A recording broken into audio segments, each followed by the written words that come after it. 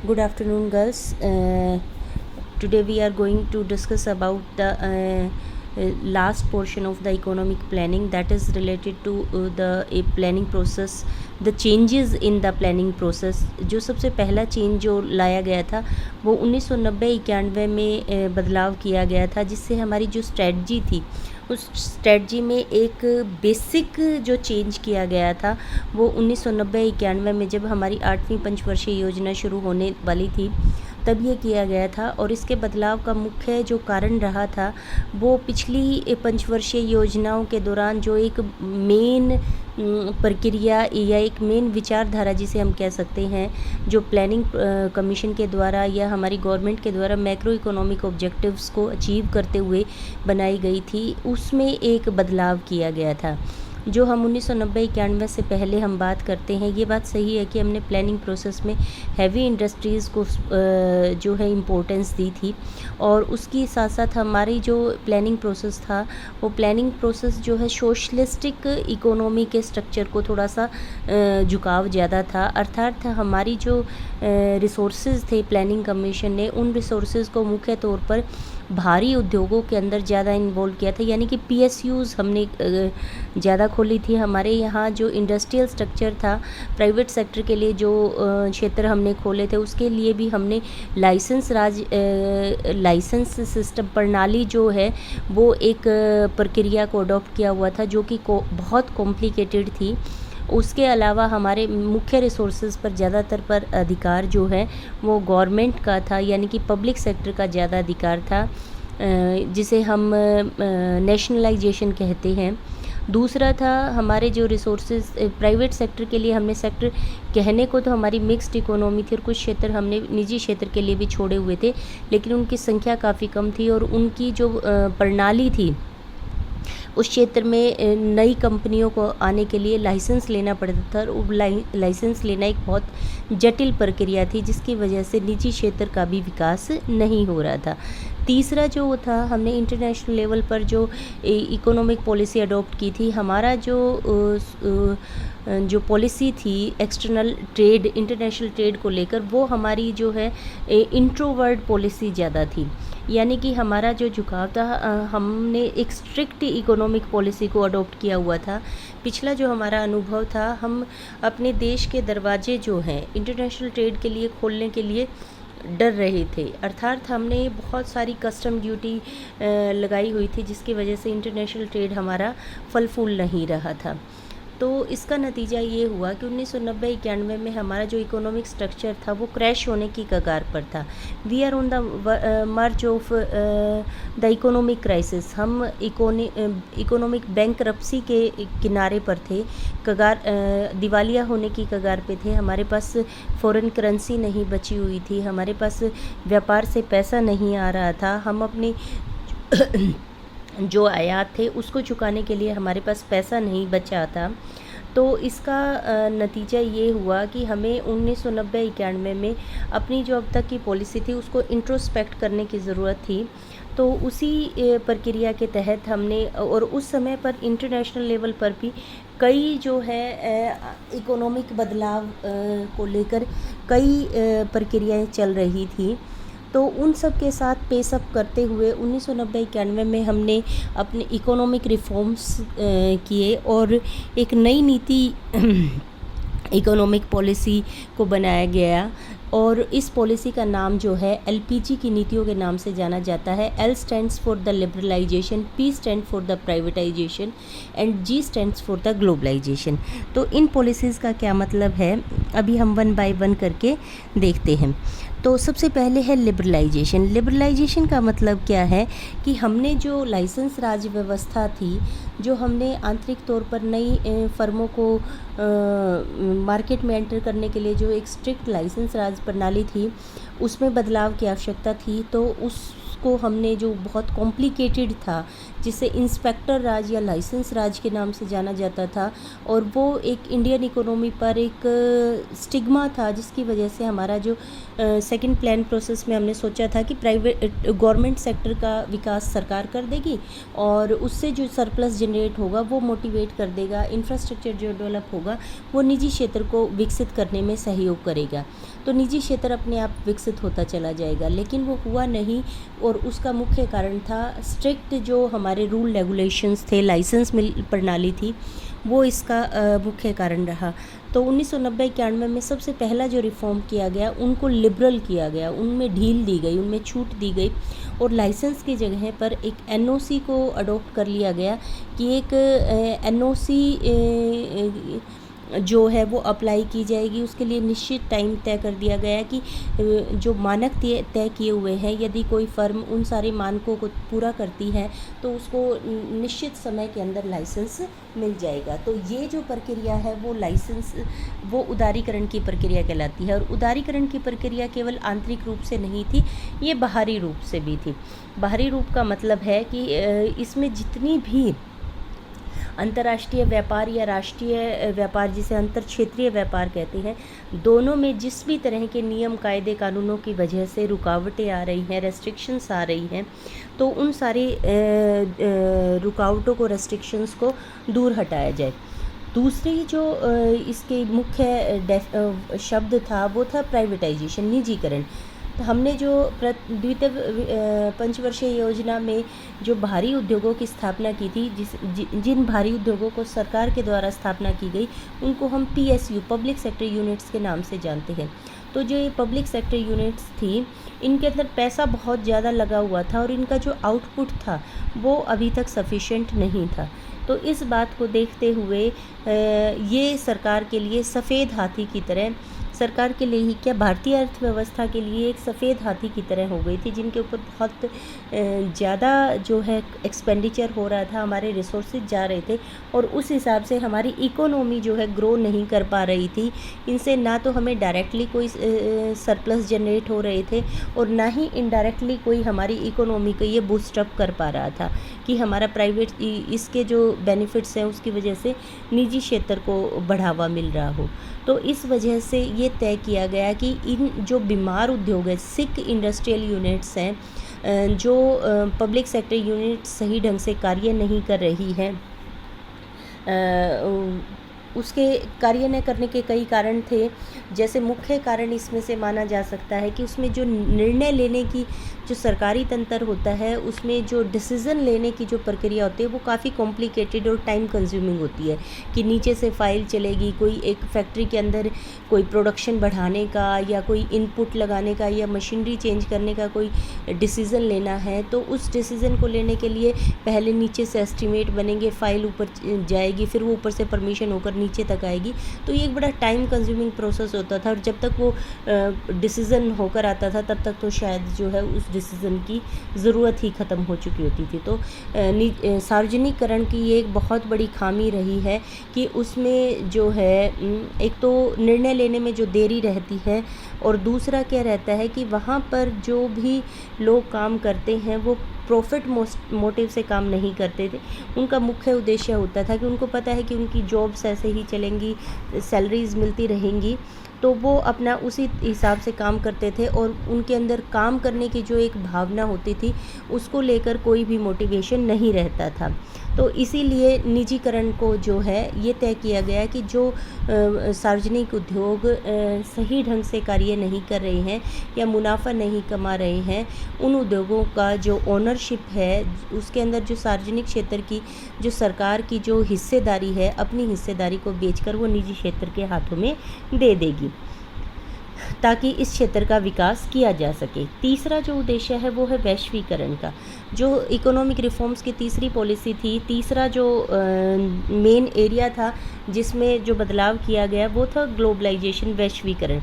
इसके तहत क्या किया गया, इसके तहत जो हमारी फॉरेन ट्रेड पॉलिसी थी उसके अंदर बदलाव किया गया। उससे पहले जो हमारी पॉलिसी रही थी इंटरनेशनल ट्रेड को लेकर, वो इंट्रोवर्ट पॉलिसी रही थी कि हम एक्सपोर्ट प्रमोशन की बजाय इंपोर्ट सब्स्टिट्यूशन पर ध्यान देते थे। ये जो पॉलिसी होती है इंटरनेशनल ट्रेड को लेकर, इसका मतलब ये होता है कि हमारे पास इंटरनेशनल ट्रेड दो रूप में होते हैं। हम दूसरे देशों को सामान बेचते हैं, एक्सपोर्ट करते हैं, और दूसरे देशों से सामान हमारे देश में आता है, इंपोर्ट करते हैं। तो हमें अपना इंटरनेशनल ट्रेड को जब सुधारना है तो वहाँ पर दो चीज़ें हो सकती हैं। तो या तो हम एक्सपोर्ट को बढ़ावा दें, या फिर एक्सपोर्ट तो जितना हो रहा है उसको चलने दें, इंपोर्ट हमारे देश में जो सामान हम मंगवा रहे हैं उस सामान को मंगवाने की बजाय हम अपने देश में उसका उत्पादन करें। तो जब हम उनका मतलब कि टीवी हम दूसरे देश से मंगवाने के बजाय उसके इनपुट्स मंगवाएं, और टीवी की जो पैकिंग है, जो उसकी मैन्युफैक्चरिंग है, वो हम अपने देश में करें। तो ये जो प्रक्रिया होती है ये इंपोर्ट सब्स्टिट्यूशन कहलाती है, आयात प्रतिस्थापन।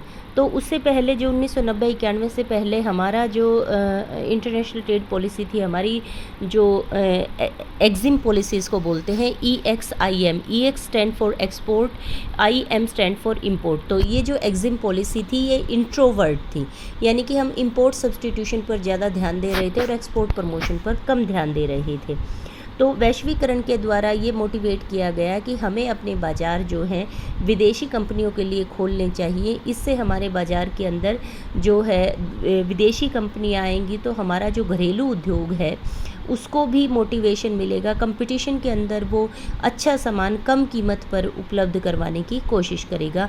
और जब विदेशी व्यापार हम अपना खोलते हैं तो उन देशों का जो बाज़ार है वो भी हमारे देश की कंपनियों के लिए हमें उपलब्ध हो जाएगा, ताकि हम उनके अंदर अपना सामान बेचकर एक्सपोर्ट करके हम अपनी जो फ़ॉरेन करेंसी है, FDI जिसे हम बोलते हैं, जो हमारा फ़ॉरेन करेंसी स्टॉक होता है, फ़ॉरेन रिज़र्व जिसे हम बोलते हैं, फ़ॉरेन रिज़र्व की मात्रा बढ़ सके।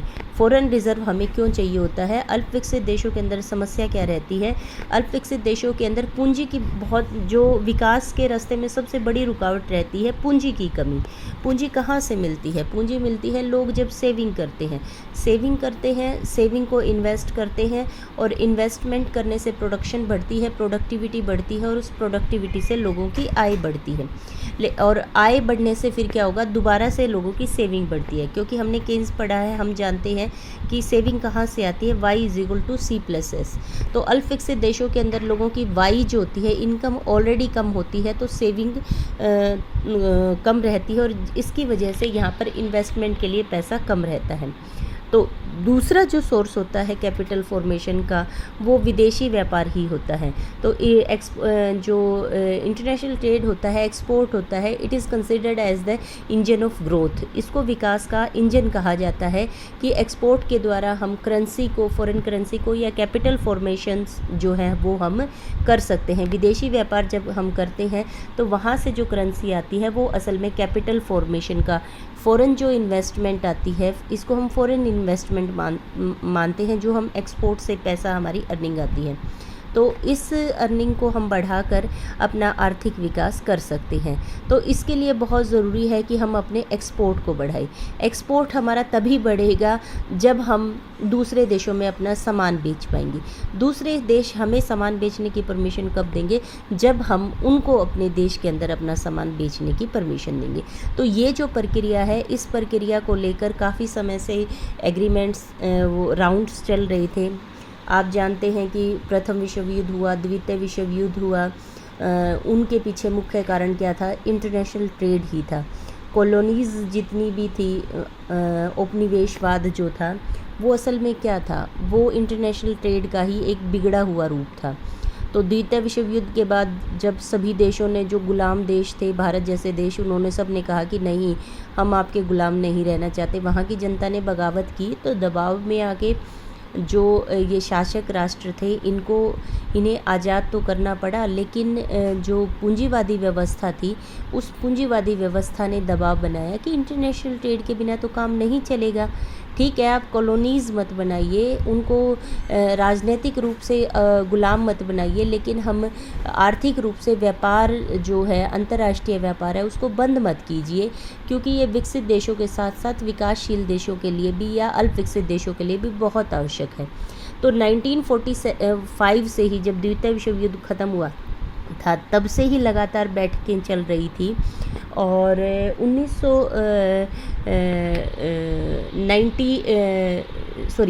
88 में लास्ट राउंड जो है इस बातचीत का 8वां उरुग्वे राउंड के नाम से जाना जाता है, 8वां राउंड बातचीत का हुआ था और वो बातचीत 7 साल चली थी। तो 1994 के अंदर इस बात के ऊपर सभी देशों का एग्रीमेंट बन गया और गेट एग्रीमेंट पर GATT गेट एग्रीमेंट पर सभी देशों की सहमति बन गई और उस general agreement on tariff and trade पर एग्रीमेंट बन गई और उसके तहत सभी देशों, जिन जिन देशों ने उस पर साइन किए, उस एग्रीमेंट पर साइन किए, वो सभी एक तरीके से इस ग्लोबलाइजेशन, वैश्वीकरण की नीति का हिस्सा बन गए। तो भारत ने भी 1990-91 में इस वैश्वीकरण की नीति का हिस्सा बनने का फैसला किया। इसके तहत क्या था कि सभी देश अपने देश के दरवाजे या कहें हम इंटरनेशनल जो ट्रेड है, ट्रेड के लिए दूसरे देशों के लिए अपने दरवाजे खोल देंगे। अर्थात कस्टम ड्यूटी और एक्साइज़ ड्यूटी जो होती है, एक्साइज़ ड्यूटी तो इंटरनल होती है, कस्टम ड्यूटी जो टैरिफ, कोटा, जो अंतर्राष्ट्रीय व्यापार पर जितनी भी रेस्ट्रिक्शंस लगाई जाती हैं, उन सबको घटा देंगे और एक मुक्त व्यापार की तरफ कदम बढ़ाएंगे। तो ग्लोबलाइजेशन इसी दिशा में एक कदम था। ग्लोबलाइजेशन के तहत क्या किया गया, जितनी भी इंटरनेशनल ट्रेड पर, एक्सपोर्ट पर या इंपोर्ट पर कस्टम ड्यूटी थी, जो टैरिफ थे, जो कोटा था, उसको घटाया गया। और इसके साथ साथ किया गया केवल वस्तुओं और सेवाओं पर ही ये नहीं घटाया गया, बल्कि इसके साथ साथ कैपिटल पर, पूंजी के आवागमन पर भी जो रेस्ट्रिक्शंस थी उसको हटाया गया।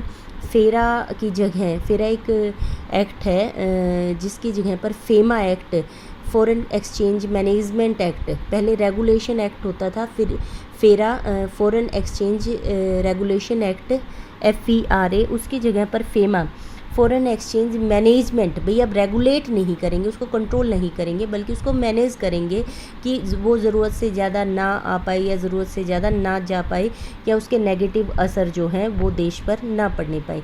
इसके तहत क्या किया गया था कि जो विकसित देशों के अंदर जो सरप्लस कैपिटल है, जो उन लोगों की सेविंग है, उनके पास कैपिटल ज़्यादा है और हमारे यहाँ उसकी ज़रूरत है, और उनके वहाँ पर सभी लोगों के पास पैसा है तो वहाँ पर इंटरेस्ट रेट कम है, तो उनको इंसेंटिव देना कि आप हमारे देश में आइए, पूंजी लगाइए, आप ब्याज जो है, ब्याज के रूप में, इंटरेस्ट के रूप में पैसा कमा कर लेकर जाइए और समय पर आपका पैसा रिटर्न कर दिया जाएगा।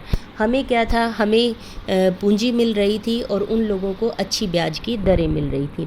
तो ग्लोबलाइजेशन के अंदर ना केवल इंटरनेशनल ट्रेड ऑफ, इसको हम टेंजिबल ट्रेड बोलते हैं, करंट अकाउंट ट्रेड बोलते हैं, जब गुड्स एंड सर्विसेज का हम ट्रेड करते हैं, ना केवल हमने इसके लिए खोला बल्कि हमने पूंजी के लिए भी अपने राष्ट्र को खोल दिया गया, FDI और FII को बढ़ाया गया।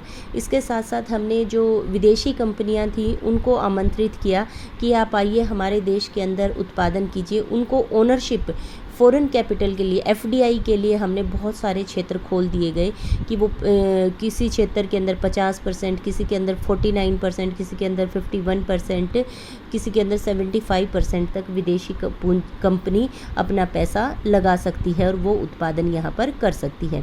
तो ये ग्लोबलाइजेशन की प्रक्रिया थी जिसके अंतर्गत हमने न केवल वस्तु और सेवाओं के लिए अपने बाज़ार को खोला, बल्कि विदेशी पूंजी के लिए भी अपने व्यापार को, अपने देश को नियमों कानूनों को में बदलाव किए और उनको उनमें ढील दी।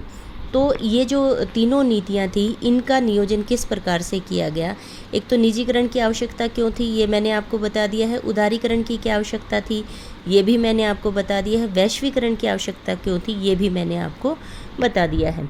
उसके बाद आता है कि आर्थिक नियोजन की वर्तमान प्रासंगिकता या योजना आयोग की नई भूमिका।